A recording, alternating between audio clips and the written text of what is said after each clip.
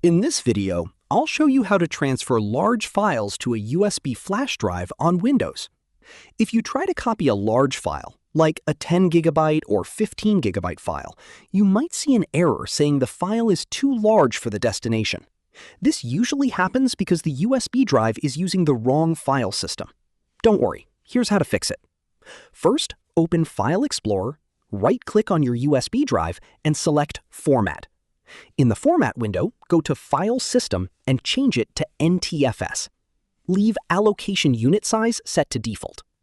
Under Format options, you can choose Quick Format if your drive is already empty. Now, click Start and wait for the process to complete.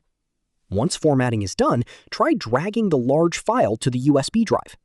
This time, the file should transfer without any issues. That's it! By changing the file system to NTFS, you can easily move large files to your USB drive. If you found this video helpful, don't forget to like the video, subscribe to our channel, and press the bell icon for more tutorials. Thanks for watching.